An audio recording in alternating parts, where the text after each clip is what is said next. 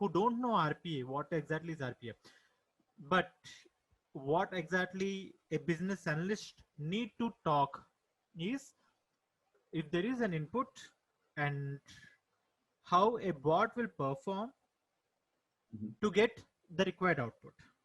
Right. If they are not able to talk about the input and the required output, they may talk about 1 hour or 2 hours on sequence and flowchart. That doesn't matter because it's the requirement of business developer or it's the requirement of a developer how to develop flowchart and how to develop a sequence. It's not the requirement or it's not in the feasibility for a business owner or um, business architect or a business analyst also to understand whether it should be a sequence or flowchart. Yeah. Don't I explain agree. about it. I agree. Don't explain about it. If you are having an input, okay, I have this as an input. You are performing, the bot is performing some activities, whatever the manual activities that you are performing. Now a robot will be performing for you. It's a software robot. It's just what part of the process the bot will be able. Exactly. Right. So this is the part that bot will perform. And see, again, when we are talking about bot performing things, we need to make sure that we are explaining them clearly that, okay, if you have specific rules that a bot can understand, not a human, a bot Right. can understand, then only it is possible to do the work. Right. I Okay. agree. And There so, can be, and yes. so, Yeah, please. you're talking about the bots now. What they say there are two flavors to how a bot can work. Hmm. There are two ways that a bot can work. There's You're one talking way. about attended automation and unattended automation. There you go. Explain that. Because I don't Okay. want to give the answer. I want them to hear you from a developer's point of view. Okay. Give that answer. So they can, yeah. Now, I'm a bot for you. Let's assume that I'm a bot for you, and you want to do an addition of 2 numbers. Okay. Okay. Now, since I'm a bot, I don't know what to do. I'm asking you, what are the inputs? Mm-hmm. You can say your answer. What should I add? Right. You should add some photos to an attachment. Now, that's where it is. I'm talking about arithmetic adding, which is add addition of 2 numbers. Mm-hmm. And you are saying about addition of photos. Uh-huh. See, that is the difference between a developer and a business analyst. Yes, it's true. If you ask me to add something, I will add, okay, my perspective will be to add something as an arithmetic or to concatenate something, but you are saying adding to attaching the files or to place some photos into some other place. That's what you're thinking about. Yes, yes. See the difference between both. That's the reason we need to have a proper documentation of solution, this process definition document and a solution design document at the end, or else Yeah. you will never know what a business analyst will understand. Mm-hmm. That is true. See, immediately you found out the difference because I'm thinking it differently. Right. And how can a bot know what to add? Okay, now I'm asking it clearly. Give me 2 numbers. I will add it and give you the result. 2 numbers? Yeah. 24 and 36. 24 and 36. Okay, I will take the inputs from you. So now I'm taking the inputs from you. You are a human and I'm a robot and I'm taking input from you. So I am attending to you to get the inputs. Okay. So this is attended automation. By the way, the result can be 60. I think it's 60.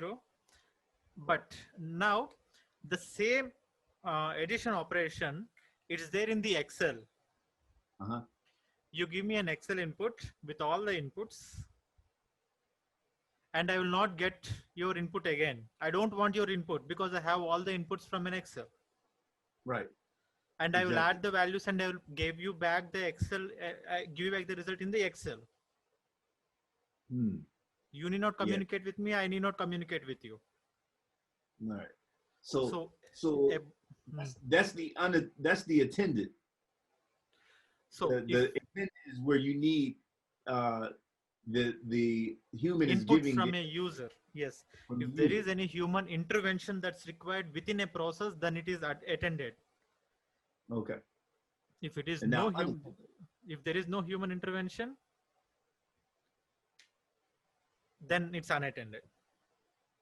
So what you're saying is that if I gave you a report that had it's exported into a CSV format or Excel format, and it has the names, and I'm telling you to put this into an online form, the bot can do that unattended, right?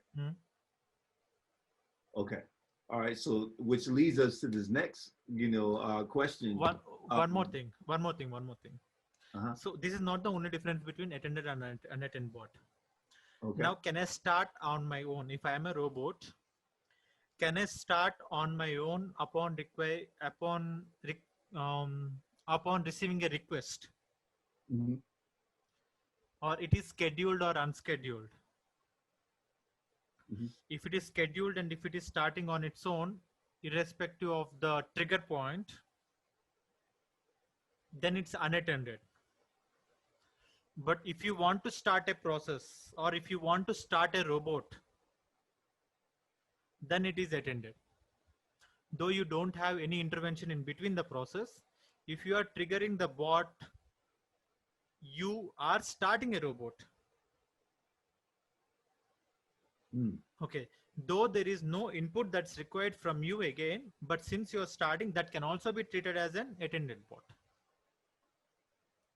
Right. But there will be the bot is triggered by, like, say if there's a queue, like there's a manual process where the person is doing the work, and they say, hey, I'm gonna transfer to a queue just made, and this is made for the bot. And so what you're saying is that that can still be unattended because the bot will only, like, say it will hit a query to say, hey, do you have any cases? And then if there are any cases, the bot can start the process, right? Or process the work, right? Yes. So now when I said that this, whenever we start a robot, this is an attended robot, some people may not accept to this. I do agree that, because since there is no intervention, it's just a manual trigger. There is no human intervention in between.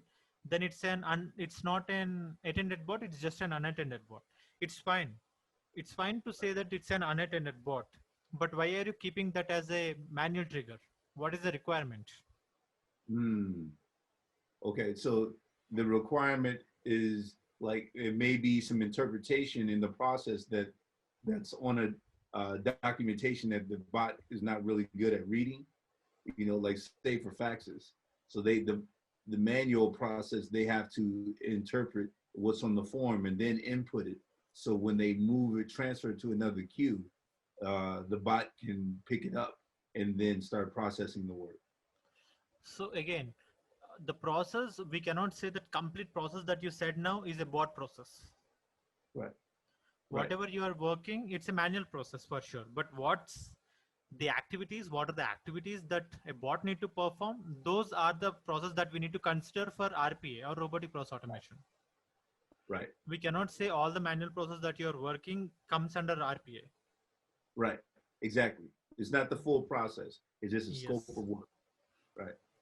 Which leads us into this next question. I wanted to talk about online forms because I know that, I mean, I'm not going to constrain your expertise to online forms. It's just the topic of the day. And I want, to be able to talk about it.